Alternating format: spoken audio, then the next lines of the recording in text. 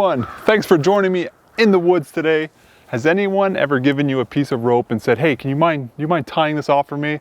Whether you're camping or tying a Christmas tree on top of your car, and you just sit there and you're like pretending that you know what you're doing. So you're sitting there fiddling with the end here, and then you're like, yep, all good. And then they pull on it and there's nothing, right?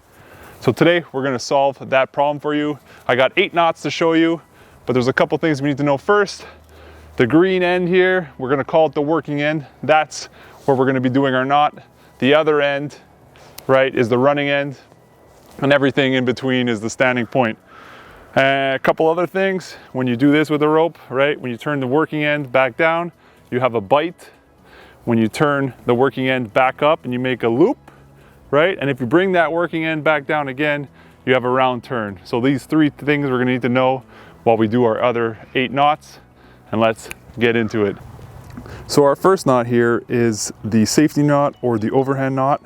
The knot you see up here is the figure 8 follow through. We'll talk about that one later.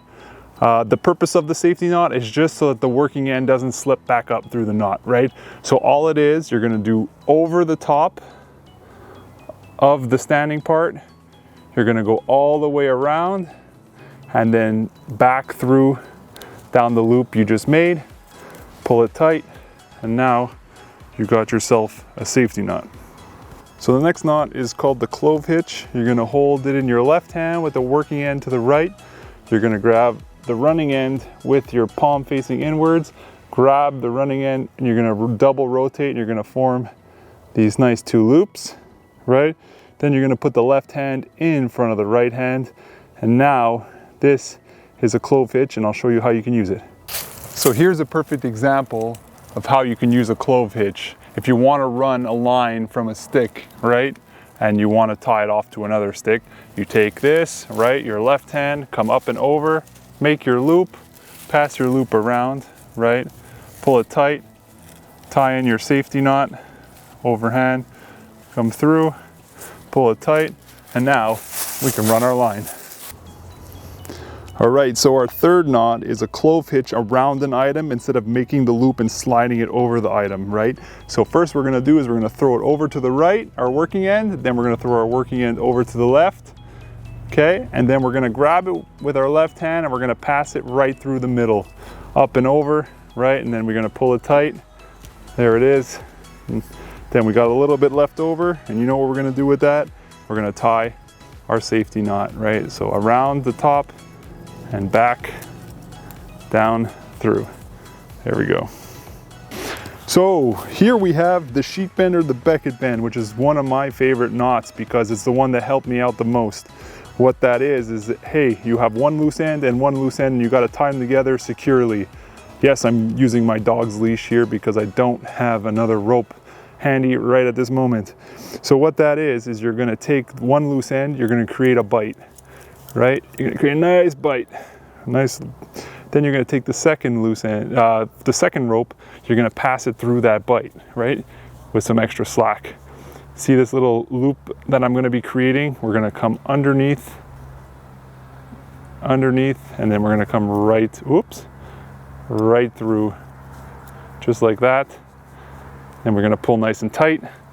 We have a little bit left over for our safety knots, and now we have 2 loose ends of the rope. So we're going to retreat to some shade here to show you the next knot. This one is the figure 8. You are going to hold it in your left hand with the working end on the right side, okay?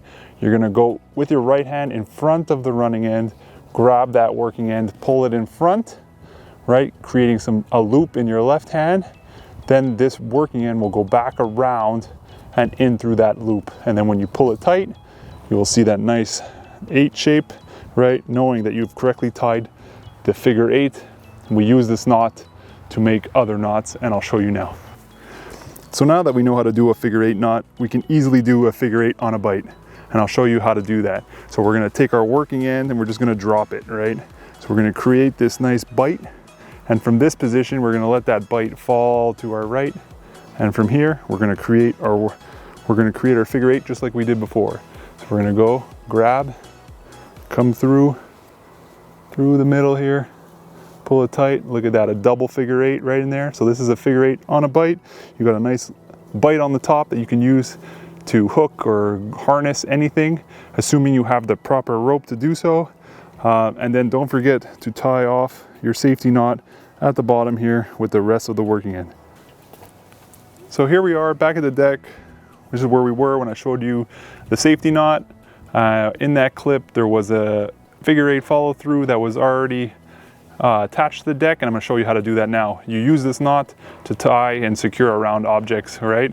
So here we do our figure 8, which we already know how to do, and then we throw our working end around the object that we want to tie onto, right? So now we're here, and we're going to do exactly what the name suggests. We're going to follow through. So we're going to follow the rope in the pattern that it's laid out for us here, right? So give me a second while I do this here. Then we go around, right? Then we go here, up, over, and the last spot would be, whoops, to go through here. Boom. So look at that. Now what that looks like is the figure 8 on a bite, but now the bite is already around an object. Right? So then what we do, we take our working end, we tie our safety knot, and now we're good to go. All right, so the next one is called the bowline. We're gonna take the working end in our right hand, and in our left hand, we are going to create a loop where the working end goes up on top and in the front, right?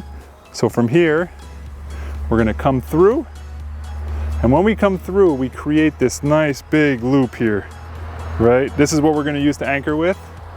So we're gonna come through that again, repeat it here. We're gonna come through, come down, right? And from here, we go around the standing end that's in our left hand, and then we're just gonna come right back down through that hole that we came up.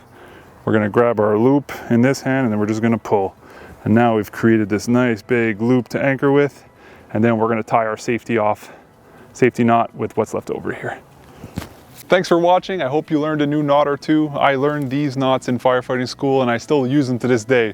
But as you could probably see on the camera lens and in the video, there's a lot of mosquitoes out here and I'm gonna get going inside. And please don't forget to like the video and comment on what you wanna see next.